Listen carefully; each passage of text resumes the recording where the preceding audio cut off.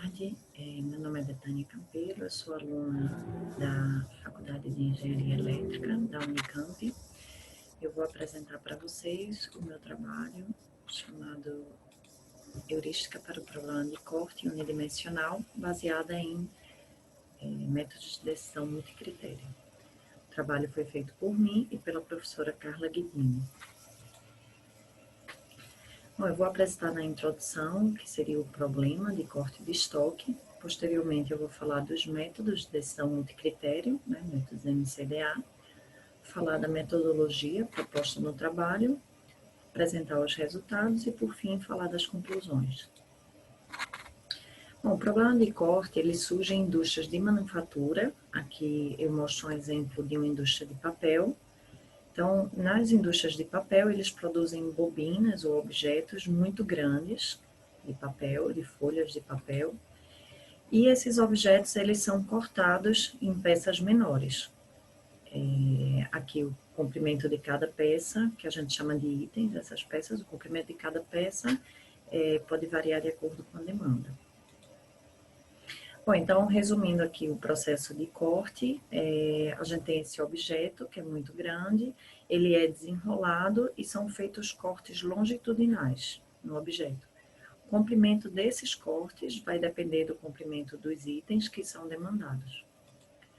Um conceito importante no problema de corte de estoque é o padrão de corte. O que significa? O padrão de corte, ele é a forma como o objeto pode ser cortado para gerar os itens.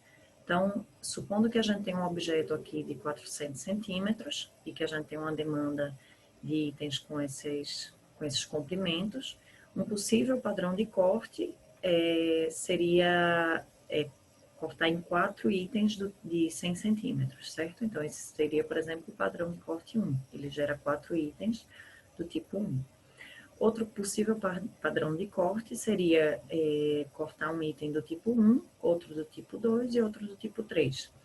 Note que se a gente somar o comprimento desses itens, vai sobrar aqui 20 centímetros. Essa sobra, no nosso problema, em questão, é considerado como perda. Então, é uma perda de material. Bom, então, o problema de corte de estoque, ele consiste em determinar quais padrões de corte escolher e quantas vezes usá-los, visando obter a menor perda de material e atender a demanda de itens. Formalizando esse problema, a gente tem aqui o modelo matemático, que seria minimizar a quantidade de objetos cortados. Nesse modelo matemático, a quantidade de objetos cortados é equivalente a minimizar o desperdício de material, a perda de material. E esse problema tem a seguinte restrição: a quantidade de tipos de itens cortadas deve atender na igualdade à demanda. Bom, para cada padrão de corte é associado uma variável. Como na prática existem muitos padrões de corte, a gente tem a questão de ter muitas variáveis. Isso torna o modelo de difícil resolução. Então, nossa proposta é selecionar os melhores padrões de corte previamente e resolver o modelo matemático com menos padrões de corte, que a gente acredita que vai reduzir o tempo computacional, facilitar a resolução desse modelo matemático. Ok, agora como a gente seleciona esses melhores padrões de corte? Nesse estudo, a gente decidiu utilizar métodos de análise de decisão multicritério para fazer essa seleção, para fazer essa escolha dos padrões de corte. Então, agora eu vou explicar para vocês o que seriam esses métodos, métodos multicritérios de análise. Bom, a análise de decisão multicritério, ou MCDA, esses métodos, eles visam ordenar ou classificar um conjunto de alternativas, que a gente representa aqui por A, baseado em um conjunto de critérios. Esse problema, ele é estruturado em uma matriz de decisão, que a gente considera aqui, chama aqui de P. Então, o que seria, por exemplo, alternativas e critérios? Vamos supor que a gente deseja comprar um carro. As alternativas seriam os carros que a gente está em dúvida, os carros que a gente quer escolher seriam as alternativas. E os critérios seriam critérios normais numa decisão na compra de um carro. Por exemplo, o preço, a qualidade do carro, a questão da segurança, entre outros. Uma questão relevante no problema MCDA é a agregação da matriz de decisão. O que seria? A gente transforma essa matriz de decisão em um vetor, porque o vetor ele é passível de ordenamento. E esse vetor ele é usado para classificar as alternativas. Então, para cada alternativa é associado um valor nesse vetor, que é a pontuação dessa alternativa. E a partir daí a gente consegue ordenar. Muitos métodos MCDA, eles consideram pesos para os critérios. O que seriam os pesos? A gente pode considerar um critério mais relevante ou mais importante que o outro na decisão. No exemplo que eu dei do carro, o decisor pode considerar que o preço é mais importante do que a qualidade do carro, por exemplo. Então, a gente associaria um peso maior para o preço. Bom, trazendo o MCDA para o nosso estudo, para essa proposta, o que a gente vai fazer? As alternativas do problema MCDA vão ser todos os possíveis padrões de corte, e aí a gente pensou em critérios para decidir se esses padrões de corte são bons ou para escolher quais são os melhores padrões de corte. Então, os critérios que a gente pensou são perda do padrão de corte, ou seja, quanto menor a perda do padrão de corte, melhor ele é. Heterogeneidade, ou seja, a quantidade de diferentes tipos de itens que tem no padrão de corte, a gente considera que o padrão de corte heterogêneo ele é melhor. Outro critério de decisão seria que ele seja divisor da demanda, ou seja, cada valor da quantidade do tipo de item é divisor da respectiva demanda. Isso porque a gente está trabalhando com um problema combinatório. Então, a gente acredita que esse fator pode ser relevante na escolha de um bom padrão de corte. E, por fim, o quarto critério seria quanto maior a demanda do tipo de item, maior a quantidade dele no padrão de corte. Bom, então, o método de agregação que a gente usou nesse estudo foi o método TOPSIS. Devido ao tempo de apresentação, eu não consigo apresentar o algoritmo do TOPSIS, mas para quem tiver interesse, no texto do trabalho vem detalhado esse método. Para escolher os pesos que vão ser usados, né, no método TOPSIS, a gente fez uma busca exaustiva e chegou à conclusão que esses pesos, que são apresentados aqui no slide, são os melhores para os critérios. Note aqui que o critério de perda de material é o que tem maior relevância na escolha.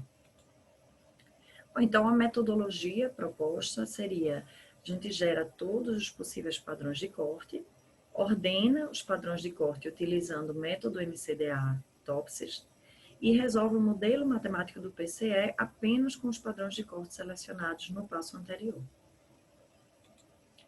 Os resultados computacionais, para a gente testar se a heurística tem um bom desempenho, a gente vai comparar os resultados da nossa proposta, da nossa heurística, com os resultados ótimos desse mesmo problema, ou seja, resolvendo ele de forma exata. Bom, aqui nesse gráfico eu apresento o resultado da função objetivo média. A gente rodou 100 exemplares e tirou a média. Então, aqui eu apresento o valor da função objetivo médio. Em azul é a FO ótima, e aqui em marrom ou cinza é a função objetivo da heurística. Aqui embaixo a gente vai aumentando a quantidade de tipos de itens. Então, note que a diferença entre a função objetivo ótimo e a função objetivo da heurística é muito pequena, é muito baixo, que indica um bom desempenho.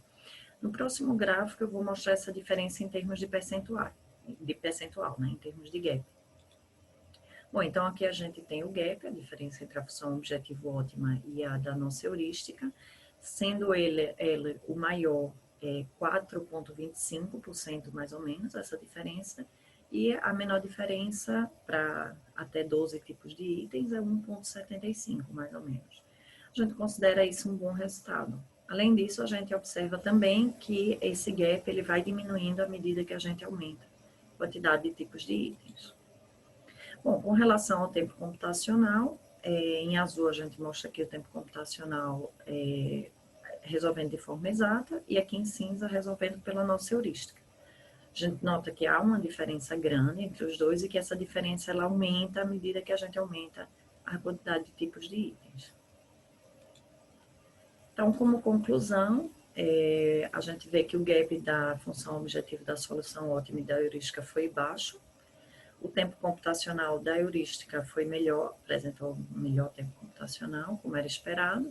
E para trabalhos futuros, a gente acredita que é necessário implementar algoritmos que geram padrão de corte de forma eficiente, porque o próprio própria geração do padrão de corte é um problema computacional grande, né? Mas existem algoritmos muito bons que geram esses padrões de corte em um tempo bom.